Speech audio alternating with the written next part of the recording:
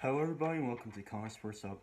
So, I'm doing something new. So, I'm going to be doing a series of why certain teams can win the Super Bowl.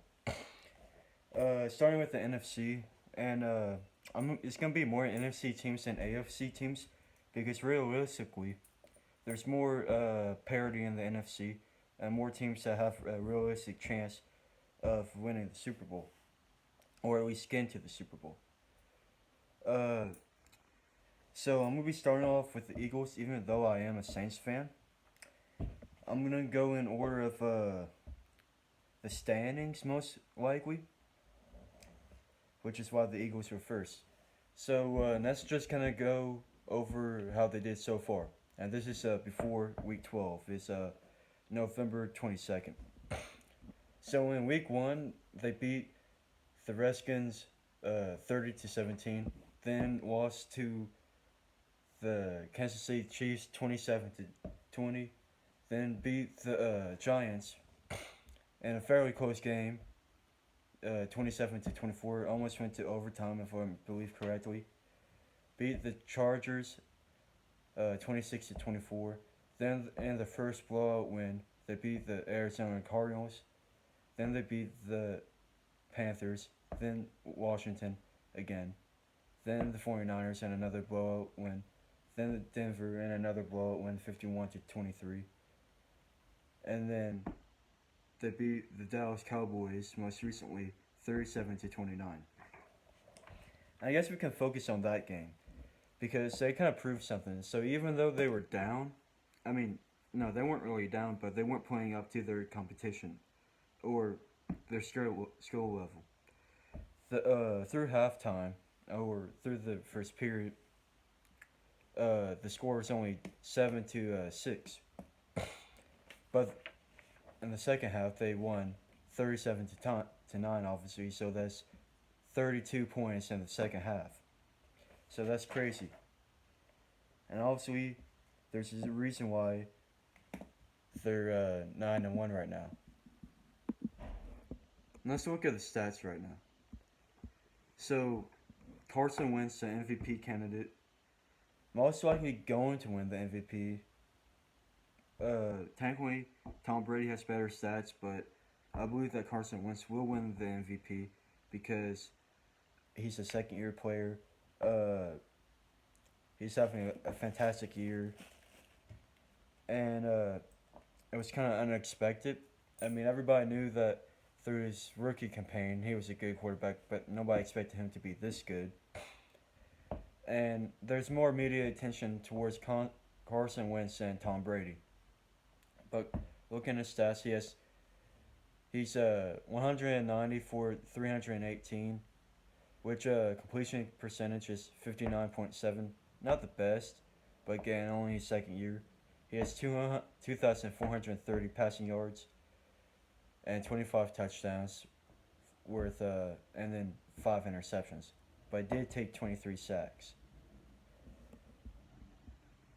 And then let's see if he has any. Yeah, he does. He has, on 50 carries, he has 220 for rushing yards. So, fairly good. So, very good quarterback. Like I said before, potential MVP. And then, but the only problem that I see with the offense, they don't have like an elite player besides Carson Wentz. So, they traded for J.J. in, I believe, week 8. And he has 465 rushing yards, worth 3.4 yards. And he only has 1 touchdown, which came against the Broncos. But with that said, they also have LeGarrette Blount, who is their goal line back. He has 551 rushing yards, worth 4.6 yards per carry, 2 touchdowns. And then they have another running back in Corey Clement, who is more of a third down running back. He has 54 carries, 232 yards, 43 rushing yards, and 4 rushing touchdowns.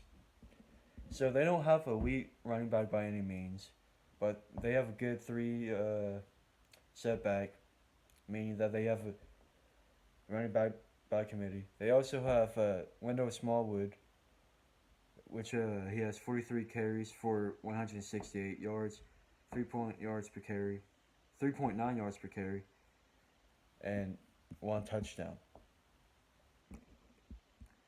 Technically, Darren Sproles is there too, but I believe that he's injured.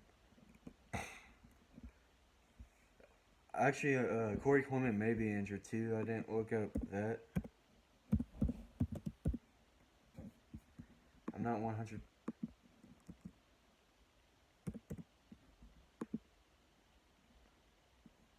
I'm not seeing anything about injury, but I just haven't really heard anything about Corey Clement so far.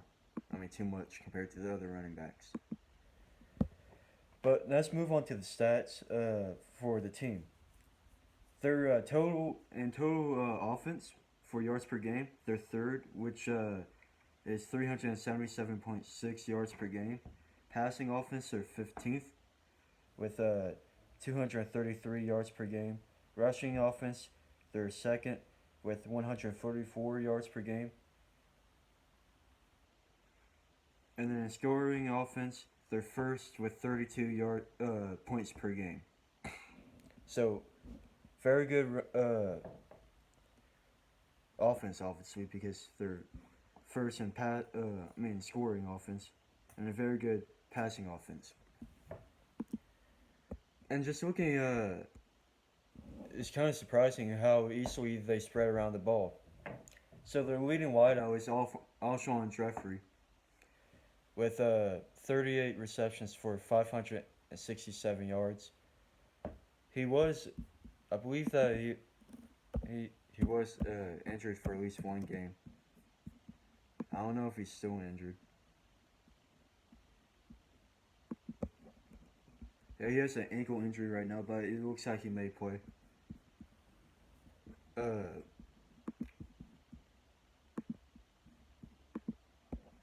But next up is Zach Ertz with 536 receiving yards with 6 touchdowns. Alshon Jeffrey also has 6 touchdowns.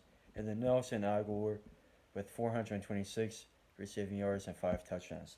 So, yeah, they don't have a elite wideout or tight end, but they're spreading the ball very well. I mean, Zach Ertz looks to be a Pro Bowl tight end right now, but he's not elite,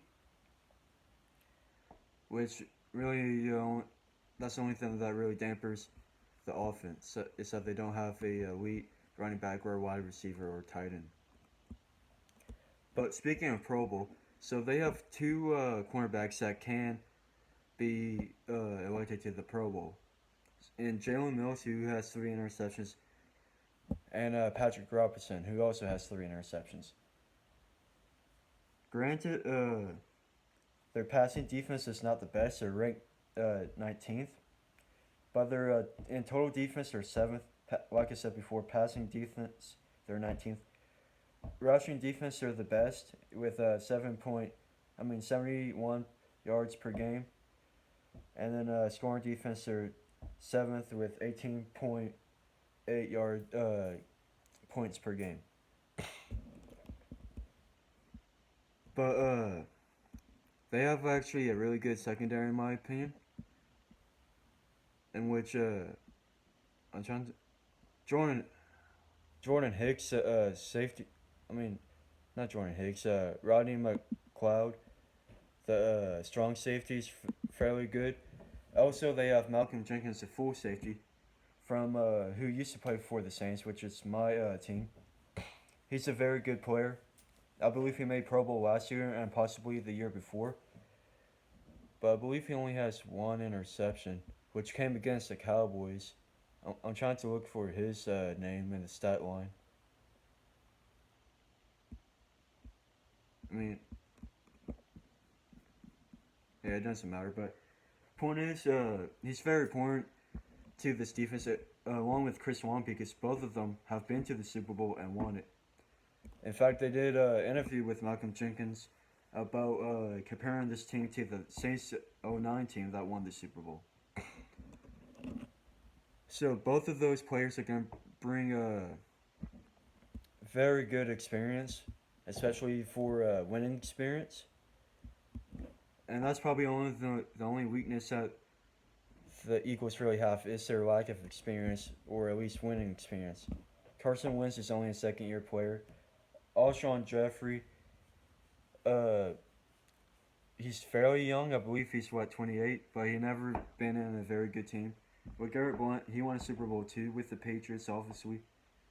So bringing in experience through the Super Bowl with on the offense. They have a decent offensive line, but their left tackle is out potentially for the whole year. But honestly, the only weaknesses I see on this team is their receiving core. By meaning that they don't have a horrible receiving core, but like I said before, they don't have that elite player, and the running backs, in which they don't have an elite player either. Or that hurt them when they played the Patriots in the Super Bowl if they make it to the Super Bowl. The Saints, the Vikings, even the Rams. I say even the Rams. The Rams are a very good team, but they're in the same predicament as the Eagles. But I don't know. Can this team win the Super Bowl? Maybe, but I'm almost predicting that they won't make it to the Super Bowl because I don't know. They're a fairly unexperienced team. The last time they made the playoffs was in 2013. Not many players on that team are still here, or at least key players are not here anymore. But I do believe that this team will win the Super Bowl in the next couple of years. I just believe that they need some adversity. Most Super Bowl teams they faltered before, and they come back after the adversity and win the Super Bowl maybe a year or two later. But this is a very good team, and a very good team that has the possibility to win the Super Bowl or at least make it. But thank you guys for watching. Please like and subscribe, and don't forget to share the video. Thank you.